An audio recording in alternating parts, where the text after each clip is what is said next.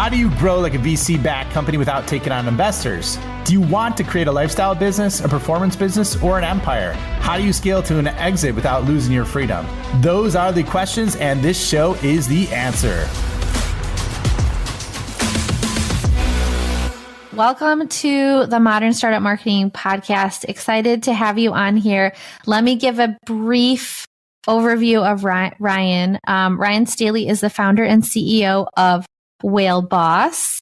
So he does sales consulting and also is a guru regarding sales AI. And that is in particular why I wanted you to come onto the show. Helping chief revenue officers and sales professionals leverage AI to work 10 hours less weekly and 2x performance. I mean, who doesn't want that? To work less and to get double the performance. And we'll get into it, but you're also the host of the Scale Up Show. So Ryan, welcome to the show. Thanks for taking the time and being here. Thanks for having me on. Thanks for the warm introduction. And excited. This will be a lot of fun. Let's just start simple. What AI tools are you using?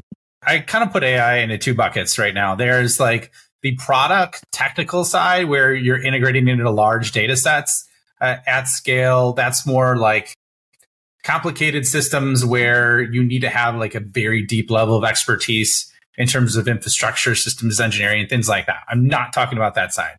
I'm talking about non-technical users or core non-technical users. And that could be any part of the business, specifically how to integrate that into what they're doing to become superhuman. And so the tools that I love to use are, I pay for the ChatGPT teams for my organization, right? I also have Copilot is another one that I've been testing. I also basically purchased it because I'm using it for clients as well and helping them understand how to use it because GPT is under the hood. Other tools outside of that, for on the marketing side, I love Cast Magic, which is a great tool for situations like this where you have a recording, a presentation, and then you can repurpose it into a lot of multiple types of content. And then last but not least is another tool that comes to mind, actually two other ones, TextBlaze, which I use for a prompt library, which is like a text expander. And then the last one is Video AI, which helps us repurpose videos in a tight format for shorts. So that's kind of the stack right now that I mostly focus on. I also use Claude and Gemini a little bit too, but those are the core, I think, 5 that I would focus on. That's awesome. Okay. So let's get a little bit into like some use cases. Let's talk about the use cases that are bringing the biggest value. There's like some things that are like, yeah, maybe you saved an hour or something, but then there are some that are like, oh my gosh, this has changed the game, right? What would you say is like the biggest value use cases that you have seen or your clients have seen from using AI tools? And let's just get into like specifics on that. Yeah, no problem. And we could hit on both sides of the house, both the sales and the marketing side. And so I think like kind of the way to look at it is most people just look at it as a productivity enhancer.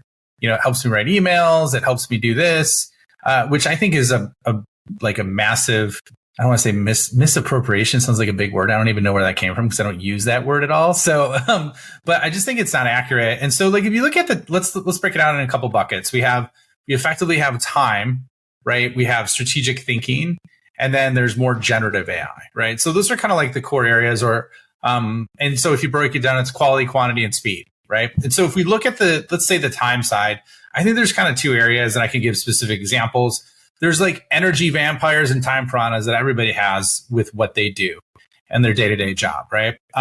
So on the sales side, for example, there's close to, I think it's like 72% of time associated with selling is based on non-selling activities, research, prep, follow-ups, admin tasks, all that, right? So effectively what you could do is you could cut that in half and basically reallocate that time to spending twice as much time either with customers or doing activities related to them. And that could be emotionally connecting with them.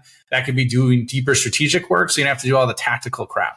And one of the ways that I think of it is kind of like, are you familiar with, and I'm sure you're probably familiar with it, but do you understand like, or have you really thought about it? You probably haven't, maybe you have, but the impact on like what happened when the Model T was created Like, have you seen any of the stats on that at all? I'm like a little bit of a nerd when it comes to this stuff. Oh, wow. You're taking me that far back. I mean, when the Model T was created, it completely changed the game on how people were traveling, right? Because before they would use the horse and buggy and horse and carriage. And I don't know if I'm missing something that's like super obvious, but I didn't give you a good question, really. So part of that's on me. So effectively look at it this way. There's like the craftsman. And when they first started building them, they had one person build an entire car. So that took close to 16 and a half hours. And they made about $10,000 a year. It cost $850 as well. So what happened is then they just made a simple switch to the assembly line. And so they had one person doing each part of the car, right? And so that brought the car cost down to like $250 to $350. Went from 16 hours to basically an hour and like 15 minutes or something like that. And they made millions a year. So effectively, I love that analogy because I think white collar work, a lot of people are still in the craftsman role, right? Where they're doing all these different areas that aren't even in their core skill set. And so what I'm thinking you could do is leverage AI to carve out a lot of those pieces. So, and basically it's like the assembly line for you, like the automated assembly line or the AI assembly line. And so if we're talking other specific use cases, those are more on like the tactical pieces that I talked about. Then there's more like deep work process that I think of, okay, when we talk about time. And so that could be creating OKRs for a team. Let's say you want to create a new marketing team, a new sales team. You could effectively create the outcomes, identify the outcomes that you want, then break it down one layer further, get KPIs and OKRs for them. Then, take it one level deeper and get a management program for them in terms of meeting schedules, evaluations, all those. Then you take it one step further, create a tech stack from it, and then take it one step even further, and then basically create a job description for the people you need to hire. So that would have taken a really long time to do in the past, maybe 8 hours or more. If you're good, you could effectively do it in like 20 minutes now. Right. And then that was your whole post on LinkedIn. That was like how to use ChatGPT to build an entire go-to-market in less than 20 minutes. Right. That's an example. Well, this one was on the sales team.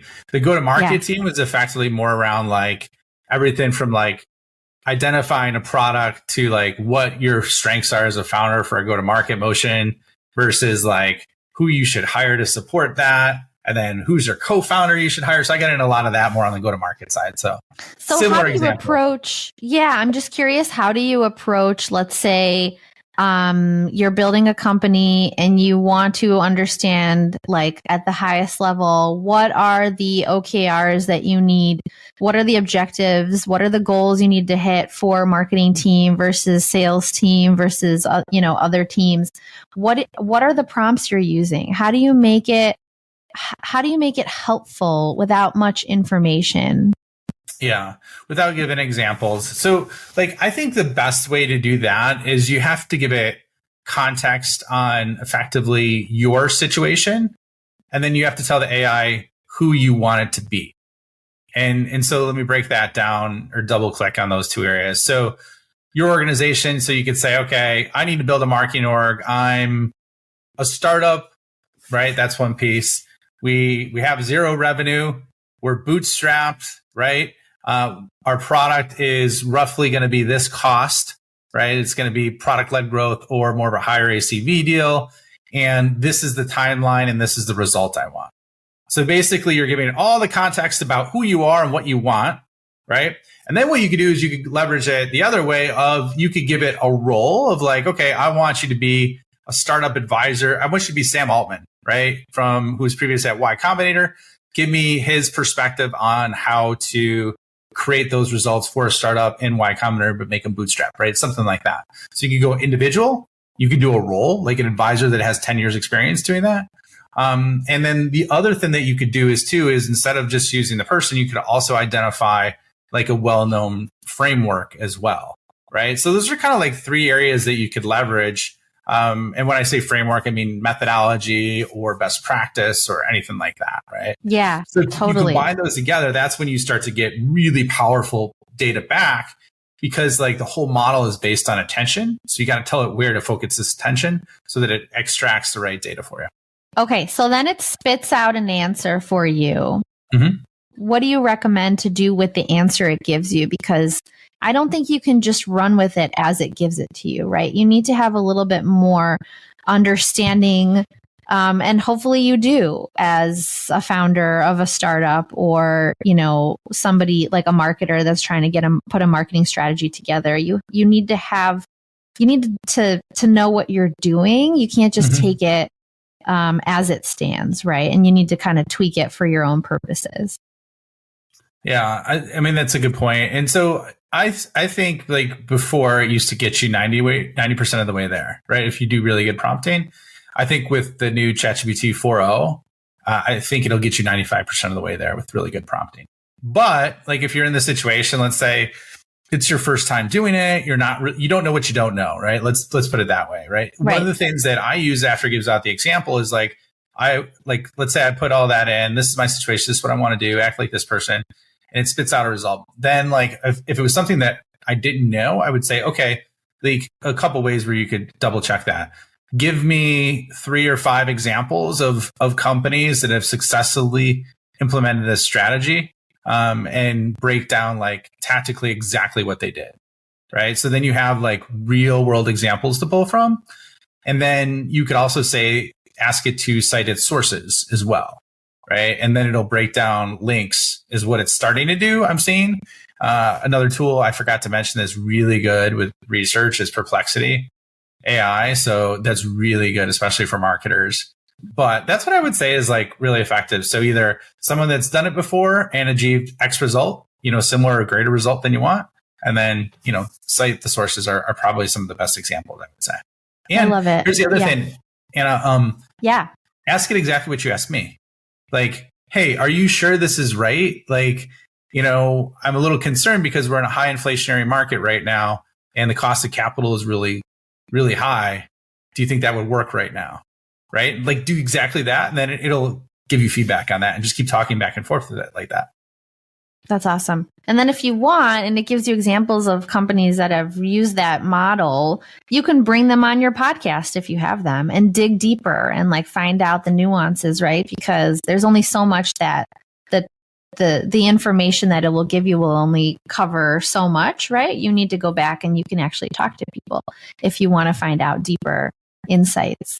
That's cool. So that's a great use case, or a couple of use cases for like sales people and creating an atmosphere of like working less and doubling performance. What's a specific really high value use case for sales? And then maybe we can talk about marketing, because I think we were talking more about from a founder's perspective, it would be cool to use some of these prompts, but what's like a good example of that?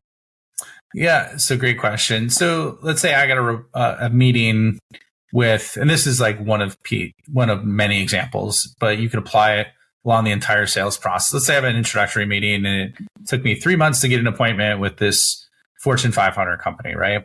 Well, one of the best strategies that you can leverage is effectively looking at the annual report, looking at the letter from the CEO and their top 5 strategic objectives, then looking at their most recent earnings report, finding out the 10K critical risks that are in there. And then on top of it too, trends and patterns and opportunities and key focus areas that they have. Because that's something that basically will separate you from 90% of sellers. And this is what I've seen for Fortune 5. I actually had like a director of senior sourcing at Lowe's Home Improvement tell me that. And he had a $60 million budget, right? For cost savings alone, not even his budget that he had. So he's like, if you do that, you will basically differentiate yourself versus 90% of every other salesperson that walks in there. So there's the ability to leverage that and get all that data with one prompt, right? Like if you were to do it the old way, it would take like 35, 40 minutes and you would have varying levels of results depending on who was actually doing the research because it'd be very manual. Now you could do it like in like 30 seconds. So that's one example. And another one that I love, and then there's a marketing one that I love, or actually marketing, product, and sales. It's the trifecta, if you will. But one of the things that comes up often too, and this is more on the strategic thinking side, But the number one reason why people don't make decisions today or buy is because they don't want to make a decision and they're afraid to make the wrong decision, right? So basically, you can structure it so that you reframe doing nothing as a loss to them and have it give you insights on like language and position and how to do that. And it works really well. So like that's another example too. Have you used that for your own work? Like on your website, are you talking in like the loss language? Have you used my website? I am in the process of like updating it because it doesn't match what I do. Because like things have been happening really fast.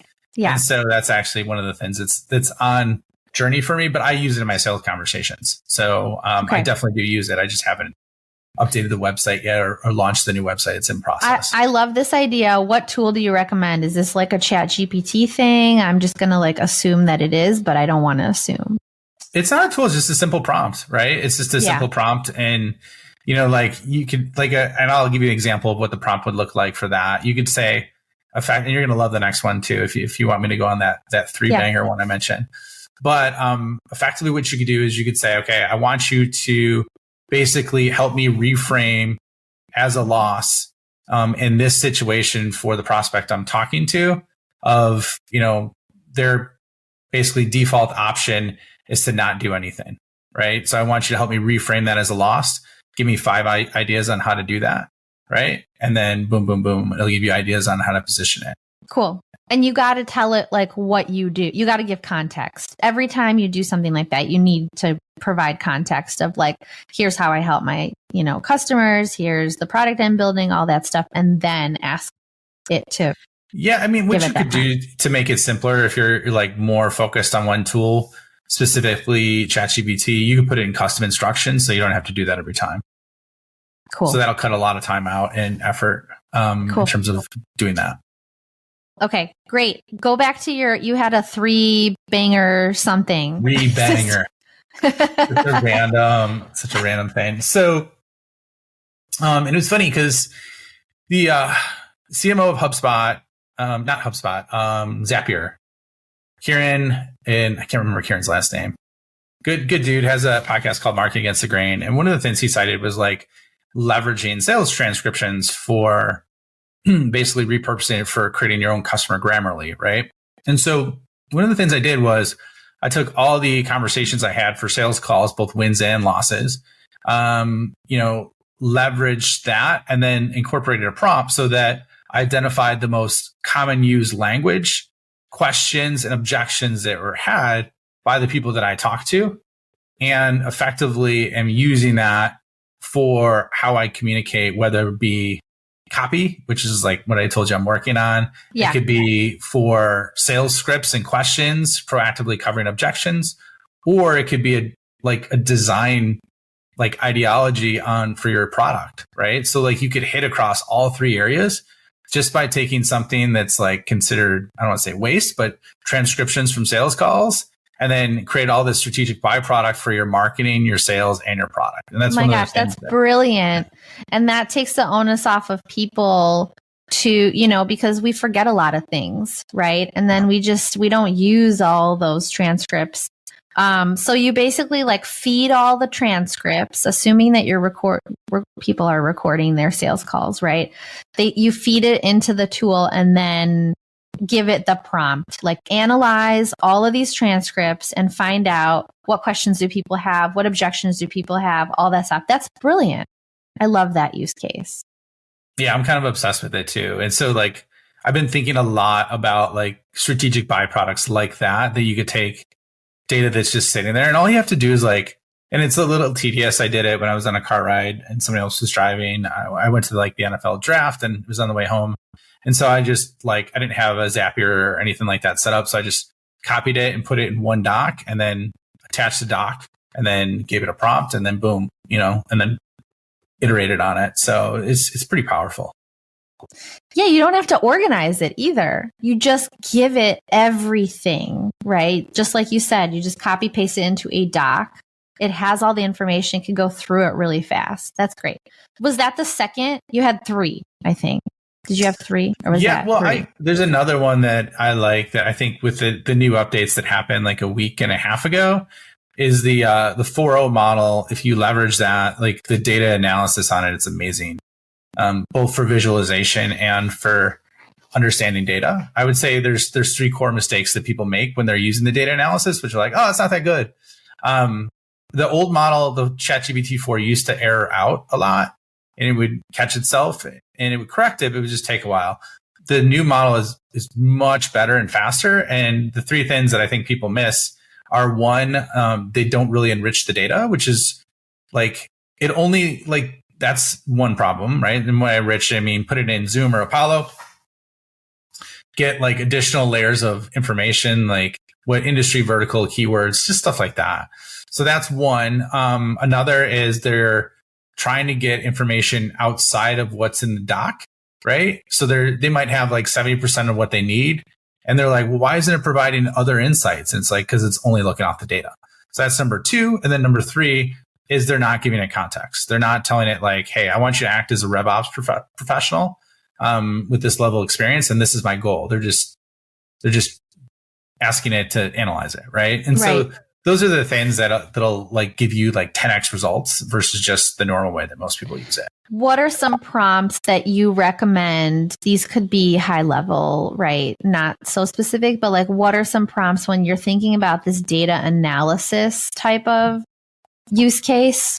What are some good ones that you've used or clients have used? Right. So there's 3 contexts for it that you could use the prompts. There's like a CSV file. There's like a picture, like a screenshot. And then there's just long, like I did with the transcription, right? Long form text, like a lot of text. So those are the areas. So if we're looking at a prompt, I would start simple and then I would drill down deeper. And that's when I think ChatGPT is amazing, or a lot of these tools are amazing, is when you start simple and then you go complex over time and keep drilling down. That's when you'll get stuff that's like amazing. So we're talking about a prompt, like if you're looking at your ICP, like simple thing, ideal customer profile, right? You could identify and say like, start off as look at this information and provide me, the 10 key areas for an ideal customer profile, right? So like, I'll start with that. And then what I'll do is I'll segment it. So I'll be like, okay, awesome work. Now I want you to focus on the top 20% of my clients and then the bottom 80%. Create 2 different ICP segments for them. And then it does that. And then gives you insights on like, okay, top 20% has these 3 verticals, even though it's a horizontal solution that it's amazing at, versus the bottom. It gives you average deal size, like speed, all those areas, which are super critical. So those are like some examples of what you could do. And then another simple one is just like, please visualize this data, compare the data, like very simple. But like, once again, like you're going to have your own speak of like, you could even use it for keywords, like SEO keywords, or you could take a picture of like answer the public and say, okay, based on these keywords, help me create content based on these trending keywords in this picture and give me 10 ideas, act as a, content creator. Give me 10 ideas that I could use for YouTube videos. It does a good job at that too. Oh my gosh. All right. This has been so helpful. And I do remember back when I heard you speak at that AI session back in February, I remember another use case, which you haven't talked about this time around, but maybe it's because there are so many other ones that are even better that you just mentioned. You talked about how you could use it as like a personal assistant too. Let's say you've got this challenge at work and maybe you don't have other folks on a team, right? Or you don't have other people to talk to about this challenge. You could literally just like tell it what the challenge is and then say, can you help me figure out how to solve this? What are like 3 approaches you would take? That in and of itself is super cool. And I, especially for small, nimble teams and within startups, maybe like one head of marketing, right, could do something like that. Solopreneurs can use that as well. And I thought that was really fascinating when you mentioned it back in February. But clearly, you've grown since then, and there are other way more useful use cases. But I think that one is still pretty fascinating. Have you used that before? Yeah, I think so you could do it a couple ways. The very simple version is like, you could say, okay, I want you to like, what am I not seeing? What are my blind spots? Like, that's a good one. Like this is, this is what I'm doing. This is my result. This is the result I want. What are my blind spots and why am I not getting it? So that's one example. The other one you could use too, that's much more detailed, is ask the same kind of question, but through the lens of Elon Musk and his first principles theory. And then that way it kind of goes through that aspect of how he approaches things. And it asks some pretty good questions, like I put in there, I was testing it for a customer and showing it of a pretty large company that I was working for. And I was like, hey, like the most common, and I'm sure you hear this all the time, the most common problem that any sales or marketing org has is like, well, we don't have enough opportunities. We don't have enough at bats. We don't have enough pipeline. Like that's the number one, right? And they're like, our email marketing isn't working, let's say, for example. So I put that in there. It's like, we don't have enough pipeline due to email marketing. It's like, well, why do you think email marketing is the best way to handle this? Right? And so it starts to get real with you, which is good. And then just drill down. And then that's when you get like really exciting outputs from it. Awesome. All right. We talked about all these benefits, and I'm a big believer that there is a place for AI to lessen your workload. And hopefully, if you and the AI tool that you're using, and you're taking the insights and using it and going in the right direction, it does impact performance. But there's another side to it, right? Like I know a lot of people are still wary when it comes to using AI, especially for things like strategy, especially for things like creating really good content. And I do, this is the stuff that I just mentioned where we have an embedded growth team. We're using AI tools to create content, and you can do it now. And you've got to still have a lens on it where you have the knowledge as like the person reviewing things, not just taking it at, just whatever it spits out, then you use it. You have to have knowledge around, then you put that and put it into use, right? But for example, like I get prospects all the time. I just got off a call today with a startup that wants me to take a look at their marketing strategy. And so they present it to me, and then I come back and say like, okay, poke some holes in it, ask some questions, given that they gave me, they could do this with an AI tool too. They can dump all this information, say, here's a marketing strategy, chat GPT, act like you're Elon Musk. What do you think? Right. And then it tells you, okay, so here's what I think about your strategy. And I'm just trying to think through the pitfalls that can occur here when you're a founder of a startup and you don't go to a fractional head of marketing, or you don't want to hire a marketer at all, or you don't want to hire a salesperson. You just want to use the tool and have it tell you what to do and give you copy to write those cold emails. What I want to know, Ryan, is your thoughts around like, what are you still weary about when it comes to using these tools? Where have you seen things kind of get a little bit rotten and not, there were good intentions, but it ended up being falling short? Anything that you recommend or have seen or are wary about? I would say it's more overarching. So like, I think like part of the reason why ChatGPT made their Model 4 version free is because they want the data. They want the training data, right, on how people are using it. That's why I pay for upgraded licenses, because there's commercial data protection around that, and it's guaranteed. And so personally, I feel a lot more comfortable about that. So that's more like the consumer side, right? Like that's right. You as a person or a company. I wouldn't use the data analysis tool without having that. I didn't previously. And then once it had that, I would pay for it just on that alone. Right. So that's one. And then the other side of it's more overall safety. And like, I don't know, this as of time of recording, the Ilya, I think Sutskever was one of the chief researcher, one of the co-founders at OpenAI. He just left. He was supposed to be in charge of their safety team. There's another person that left, Jan. I don't know how to pronounce the person's last name. Was like the number 2. That person left, and then somebody else left. So something's going on. Yeah, I mean, something's not right about that with the security. Either they're not focusing on it. And when I say security, I'm talking more like bigger picture, like runaway truck scenarios, in my opinion. I don't have any specific data from OpenAI. This is from all the an aggregation of everything I'm reading. So I think that's something that as a whole society, we got to be careful of.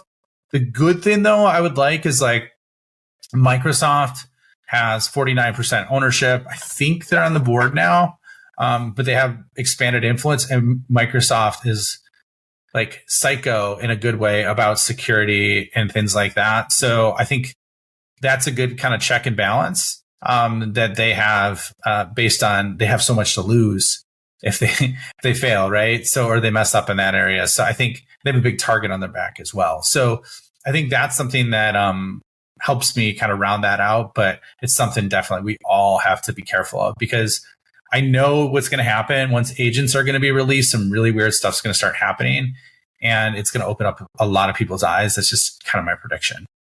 Is there anything you wish that you could get done now that there still isn't the ability to do it, or that's not something that you've thought of? There's a lot of things. I wish I could interconnect different LLMs right now without a massive technical lift. Or actually, I should say, let me take it. Here's a use case that's really good. I wish that I could code and create applications based on use cases without knowing how to code, right? It's starting to get there. It's heading in that direction. And there's some capabilities to do that, actually. Somebody just created a Chrome extension in 5 hours just by using ChatGPT the other day. But was it a developer that knew how to code? Wow. Yeah. So I imagine he asked it how to do it. What are all the step-by-step processes? And then he went through and did each one. Yeah. And then, all the way from debugging code and stuff like that. So there's some things like that are probably already there that I just need to focus and spend time on if I want to, because I have some really, really strong, obviously, understanding of the nuances of it. And I just need to take the next step and do stuff like that. Yeah, that's really cool. That's going to impact the engineering profession, I think, right? I mean, without a doubt. You don't need developers, or you may not need to go and take all those courses to be fully functional engineer, software engineer, right? Because now you've learned how to use the tool and help you get there 85-90% of the way there, right? And it's okay if you're not 100% of the way there. For some companies, I suppose, but that's really fascinating. So this has been great. You shared a lot of information with me, and I like to sort of wrap up episodes with just a question of is there anything that you want to ask me potentially and answer it? Yeah, I think I'll just spit back the use case you just asked me. What's the number one use case that you think would be awesome to use, especially for marketing and growing a company, that you haven't been able to figure out or understand yet? Yeah, I mean, so you're talking to the wrong person, because I like to use tools that have AI built into them. I'm not a ChatGPT power user. I'm not a Claude power user. I do have folks on my a very small team that when it comes to content creation, they will use AI tools to create content, and they will use tools for example, Claude, I mentioned Perplexity, Otter, right? Some of the tools that you mentioned were really useful too, but I'm not the one that's using those tools. So when you're asking me that question, the way I come at it is if I needed to get something done, and maybe I do need to just play around in there a bit more, but usually I've used ChatGPT just to play around, and I've used DALL-E just to play around to create images and stuff like that. But if I don't need it, which in my work I typically don't, I guess I could make things go faster, but things kind of go fast already. If I don't need it, I'm not going to use the tool. Whereas some people are like, oh my gosh, this is a new flashy, shiny object. I must use it, right?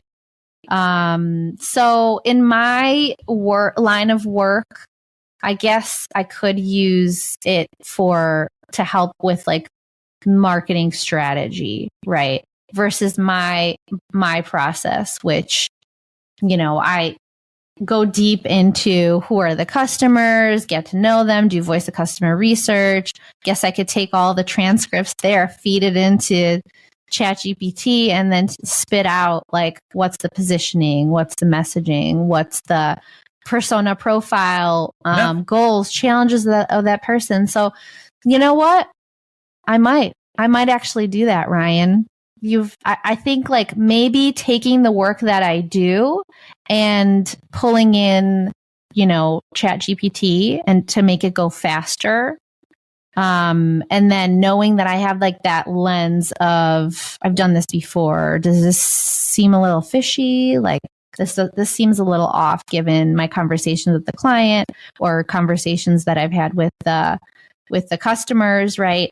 But making the work go faster could be a really interesting use case. And then from there, coming up with the marketing strategy, which, takes time, of course, and asking the tool, like, what do you think it should be? And which direction should we go in? And how do we prioritize these channels given this is the ICP we're going after? That could be really interesting. So I might take you up on that, Ryan, and try it out. Go for it. I think you'll be surprised. Like even if I think that use case you just mentioned, take the transcription from the call, have it break down like in your framework, like what it is, and you could even processize that, create a GPT. So then basically you could just, as a default, feed it in after every one of those calls, and it'll automatically do that for you. I love it. And I appreciate you taking the time and coming on here and sharing all these. I'm sure the listener is already like thinking through how to incorporate some of these things that you shared, some of these use cases on both the sales and marketing and even founder side. So appreciate you, Ryan. Thanks for joining me. And if folks want to find Ryan, you should. He's on LinkedIn, Ryan Staley, and check out Ryan's website, ryanstaley.io. So thanks again, Ryan. Thanks for having me on, Anna. It was a lot of fun. Thank you for checking out the Scale Up Show.